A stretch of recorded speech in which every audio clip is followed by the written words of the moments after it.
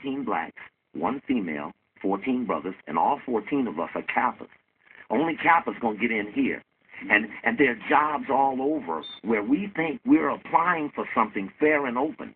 But I would suggest that the ruling class recognized this was a very significant period, Didon, when they decided that they would give a college degree to a person of African ancestry in America who, after Reconstruction, should have been pretty pissed off. And so they were very weak about the Africans in America.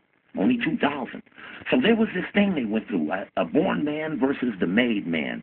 The born man, the king and the queens of Europe, had to deputize people to colonize the lands, the Columbuses and the Cecil Rhodeses who went to Africa. They weren't the aristocracy, but they fought to be gladiators and colonists and explorers. The Lewis and Clark, who were Masons, these men used the societies to advance the wishes of the ruling class, and they set up a system, a circle within a circle, within another circle. Each circle protected the circle within it. So when you look to that Boule logo, you see there's an urn. There's an animal with the wing of the bird, the tail of a lion, and it's got an urn, and it's got its paw over the urn, and it says in the history book number 2 by Hobart Jarrett that in the urn are the names of the people who are chosen to lead the state, which suggests that part of the society function is not to make known who the people of power and authority are. And one of their most serious indictments to this society is what they were used to do against Marcus Garvey.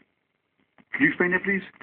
Marcus Garvey, who began to surge for Africa, the Negro was breaking free, doesn't have a good reason to get with the white American establishment. You're right. They don't have a good reason. They're not getting paid. They just built the country, got set free, didn't get the 40 acres and the mule, got reconstructed when they began to move into the southern houses in the Senate. They got reconstructed and knocked back. So there's disarray in our community. And this is before the industrial cities of Chicago and others began to have steel and what do you call it, the stock markets. These are cattle, not bonds, where people began to work, and the South fled to the North to work in those factories. And Robert Abbott, who was a Boule man from Chicago defender, who was a period when all the black editors were brought into Washington and told that they would have cracked down on Marcus Garvey, and their newspapers were not to be used. The Pittsburgh Courier, Chicago Defender, the Afro-American in Baltimore and Washington. All of these are Boule families, the advisors to the king, this group. So when Marcus Garvey came, whites began to think that maybe assimilation is better. Maybe we can escalate. Let's not let these go. Maybe they don't seem too pissed off about all of this. Maybe they'll forgive these things we did to their ancestors. Have a little, want some more.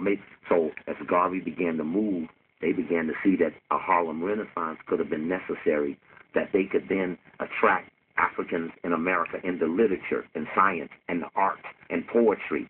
And when he said back to Africa, he's trying to get to Liberia.